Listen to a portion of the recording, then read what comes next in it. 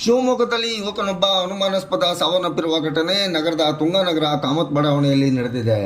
ಮೇಲಿನ ತುಂಗಾನಗರ ನಿವಾಸಿಯಾದ 24 ವರ್ಷದ ಮಂಜು ಮೃತ ದುರ್ದೈವಿ.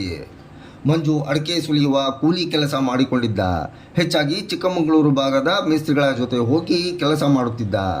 ಶಿವಮೊಗ್ಗ ಬಂದಾಗ ಗಾರೆ ಕೆಲಸ ಹಾಗೂ ಶಿಲ್ಪಿ ಕೆಲಸಗಳನ್ನು ಮಾಡುತ್ತಿದ್ದ. 5 ವರ್ಷನೂ ನನ್ನ ಹತ್ರ ಯಾವುದೇ ಕಾರಣಕ್ಕೂ ಬಿಟ್ಟು ಹೋಗ್ತಿಲ್ಲ. ಬಂದರೆ 2 ತಿಂಗಳು 2.5 ತಿಂಗಳು ಮಾಡೋನು.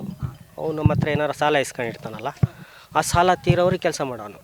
ಅಲ್ಲಿವರೆಗೂ ಕುಡಿತಿದ್ದಿಲ್ಲ, ಸೈಲೆಂಟಾಗಿರೋನು. ಕುಡಿಯೋನು ಒಂದು 90 ಗಂಟೆ ಒಂದು ಕ್ವಾರ್ಟರ್ ಕುಡ್ಕೊಂಡು ಕುಮಾರಣ್ಣ ಬೈತಾರೆ ಅಂತೇಳಿ ಶಿಸ್ತಾಗಿರೋನು. ಅವ್ನು ಸಾಲ ತೀರಾದ್ಮೇಲೆ ನಮ್ಮ ಮಾತು ಕೇಳ್ತಿದ್ದಿಲ್ಲ.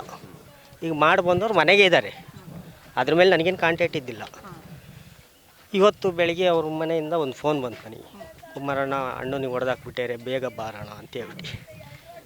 ನಾವು ಅವನಿಗೆ, ನಾನು ಕಷ್ಟಾಗಿದ್ದಾಗಿಂದನೂ ನನ್ನ ಜೊತೆಗಿದ್ದ ಅವನು. ನಾನು ಹುಡುಗರಿಗೆ ಹೇಳ್ತಿದ್ದೆ, ನಾನು ಕಷ್ಟಾಗಿರ್ಬೇಕಾದ್ರಿಂದನೂ ಕೆಲಸ ಮಾಡೇನೆ, ಅವನಿಗೆ ಒಂದು ಸ್ವಲ್ಪ ಸುಧಾರಿಸ್ಕೊಂಡು ಕೆಲಸ ಮಾಡ್ರು ಅಂತಿದ್ದೆ. ಅವ್ನು ಕುಡಿದ್ರೆ ರಾತ್ರಿ ಹೊತ್ತು ಹುಡುಗರ ಹತ್ರ ಎಲ್ಲ ಕಿರ್ಕ್ ಮಾಡ್ಕೊಳೋನು.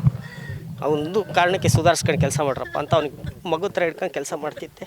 1 ತಿಂಗಳಾಯಿತು ಬಿಟ್ಟು ಬಂದ್ಬಿಟ್ಟ. ನನಗೂ ಹೇಳಿಲ್ಲ, ಹಂಗೆ ಬರ್ತಾನೆ ಅಂತ ವರ್ಷವೂ ಹಂಗೆ ಇರ್ತೀವಿ. ಇವತ್ತು ಬೆಳಗ್ಗೆ ಫೋನ್ ಬಂದಾಗ ನನ್ನ ಮಗಳಿಗೆ ಉಡುಪಿಗೆ ಹೋಗ್ಬೇಕಾಯ್ತು, ನನ್ನ ಮಗಳಿಗೆ ಕಾಲೇಜಿಗೆ ಸೇರಿಸ್ಬೇಕಾಗಿತ್ತು. ಆ ಶಾಕ್ ಕೇಳಿ ಮಗಳಿಗೆ, ನೀನೇ ರಿಸಲ್ಟ್ ಇವತ್ತು 3 ಗಂಟೆಗೆ ರಿಸಲ್ಟ್ ಬೇರೆ ಹೊಳ್ದು, ನೀನೇ ಎಲ್ಲ ನೋಡ್ಕ ಮಗನೇ ಅಂತೇಳ್ಬಿಟ್ಟು ಸೀದಾ ಬಂದ್ಬಿಟ್ಟೆ ಇಲ್ಲಿಗೆ. ಕುಡಿತಕ್ಕೆ ದಾಸನಾಗಿದ್ದ ಮಂಜು ಶಿವಮೊಗ್ಗ ಬಂದಾಗಲೆಲ್ಲ ಸ್ನೇಹಿತರೊಡನೆ ಕಾಲ ಕಳೆಯುತ್ತಿದ್ದ ಎಂದು ಹೇಳಲಾಗುತ್ತಿದೆ. ಹಲವು ದಿನಗಳ ಹಿಂದೆ ಅಡಿಕೆ ಕೆಲಸ ಮುಗಿಸಿ ಬಂದ ಮಂಜು ಮತ್ತೆ ಕೆಲಸಕ್ಕೆ ಹೋಗಿರಲಿಲ್ಲ. ನಿನ್ನೆ ಅಂದರೆ ಬುಧವಾರ ಬೆಳಗ್ಗೆ ತನ್ನ ಸ್ನೇಹಿತ ಸಂತೋಷ್ ಜೊತೆ ತೆರಳಿದ್ದ ಮಂಜು ಇಂದು ಕಾಮತ್ ಬಡಾವಣೆಯ ತೆಂಗಿನ ತೋಟವೊಂದರ ಬಳಿ ಹೆಣವಾಗಿ ಪತ್ತೆಯಾಗಿದ್ದಾನೆ.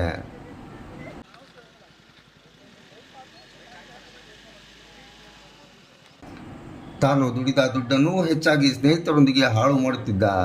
ಕೂಲಿ ಕೆಲಸಕ್ಕೆ ಹೋಗಿ ಸಂಪಾದಿಸಿಕೊಂಡು ಬರುತ್ತಿದ್ದ ಹಣವನ್ನು ಸ್ನೇಹಿತರೊಂದಿಗೆ ಹಾಳು ಮಾಡುತ್ತಿದ್ದ. ಈ ಕೊಲೆಯ ಕಾರಣ ತಿಳಿಯಬೇಕೆಂದರೆ ಮಂಜು ಸ್ನೇಹಿತ ಸಂತೋಷ್ನನ್ನು ಪೊಲೀಸರು ಬಂಧಿಸಿ ಕರೆತರಬೇಕು ಎಂದು ಮೃತನ ಸಹೋದರಿ ಲಕ್ಷ್ಮಿ ಆರೋಪಿಸಿದ್ದಾಳೆ.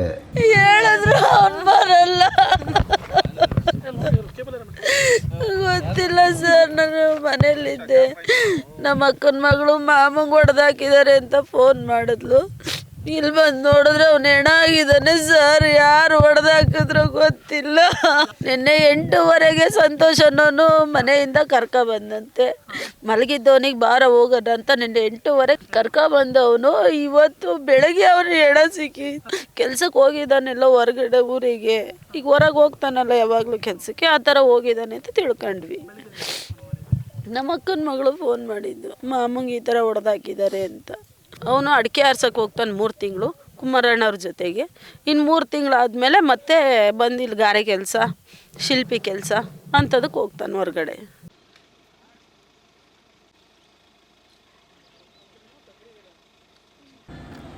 ಇನ್ನು ಸ್ಥಳಕ್ಕೆ ಆಗಮಿಸಿದ ತುಂಗಾನಗರ ಪೊಲೀಸರು ಹಾಗೂ ಸೋಕೋ ಟೀಮ್ ಸ್ಥಳ ಪರಿಶೀಲನೆ ನಡೆಸಿದೆ.